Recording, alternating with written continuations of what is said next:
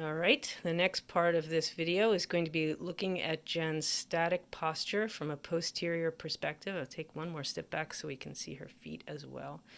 And I'm going to start at the top. Jen, well, we'll bypass this. As we know, Jen has beautiful hair, which obscures her ears from this perspective. We do remember that behind her left ear, she did have surgery at 1.5 years for the hemangioma, but she's not aware of any scars at this time. So if I stand here, what I notice is that Jen's right shoulder is lower than her left shoulder. In her history, we know that she's right-hand dominant, and you'll see this as a very common pattern, that the dominant side is going to be lower on the person.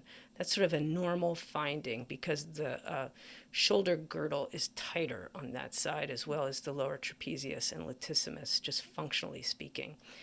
You can notice that Jen's right hand is a little more posterior.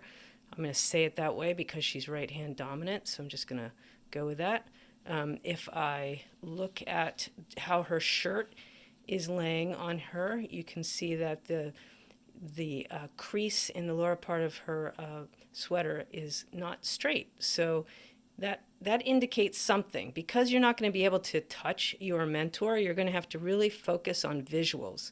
So take note of where those creases are on the back of her sweater and see that there's some asymmetry. There's asymmetry to how her arms are hanging, to how the sweater is hanging, and even, as we said, how her shoulders are positioned. Then if we go down a little bit lower and we look at her knees, if we had to choose between varus and valgus, you could see that she has a little bit of a valgus. It's not that bad, but what you will take note of would be her feet and her ankles. And so from this perspective, you can see that Jen's feet are very flat. Her talus are very, and calcaneus are very pronated.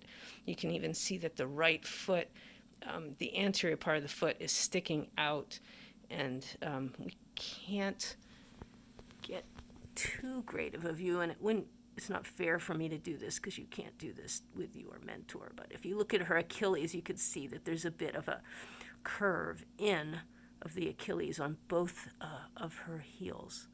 And you can see she even has some rubbing from her shoes.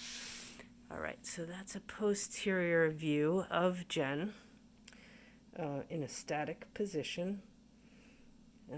Now, Jen, would you be able to turn to the side? Either way. Okay, good. All right. So from this perspective, and again, when you do this with your mentor, maybe you're going to want to look at the left side and then ask them to turn so you see the other side. But for right now, we're just looking at this side of Jen. Again, you can maybe get the perspective of her flat feet. You could see that she has a very reasonable head carriage in terms of course, she knows I'm doing this, but she doesn't have an exceptional head forward carriage, which is good. You could see that her knees are locked, so she probably has been taught to let them relax and flex a smidgen, but when you lock them, it's going to also lock her lumbosacral area up, so it's good not to lock your knees. In terms of her thoracic spine and curve from the lateral view, she has a little flattening of the upper thoracic spine, and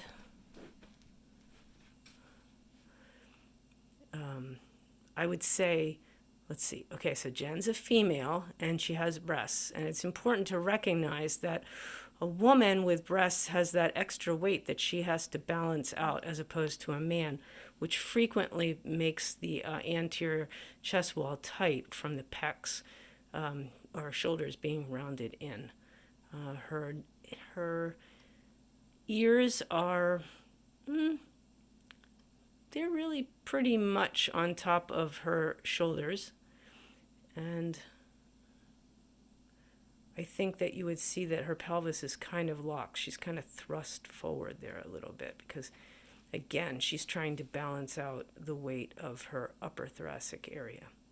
Jen, do you want to turn the other way? Okay, good. And let's just see, do we see anything that's different here? I feel as though, if I recall what she looked like going the other way, she's a little bit more rotated to the right in the upper thoracic area. Like I feel as though she's leaning towards the right from this perspective. If I look at her anterior chest wall, I feel as though she's leaning or twisted a little bit to the right, which is going to make me ask you to do this. Can you turn and look away from me, Jen, so that your back is to me? And I'm going to ask you to do this. Can you put your hands together like you're going to dive into the ocean? Good. Tuck your chin for me. And now bend forward for me until I tell you to stop. Keep going, keep going, keep going, keep going, keep going, keep going. Good. You can stop right about there. And from this perspective, because when you're doing this with your mentors, you're not going to be able to move the camera around. But I'm just looking to see if I see any real obvious change in symmetry between the left and the right ribs in the upper thoracic area. I'm going to cheat a little bit. I'm going to come down here and just change that angle, because this is what you can do in real life, and see. And there's a little increased curve on the right as compared to the left, but actually, I'm going to change that. There's a little increased curve on the left of her thoracic area compared to the right, which means that she's a little rotated to the left in that thoracic area. Okay, come on up. We're going to stop with that. Thank you.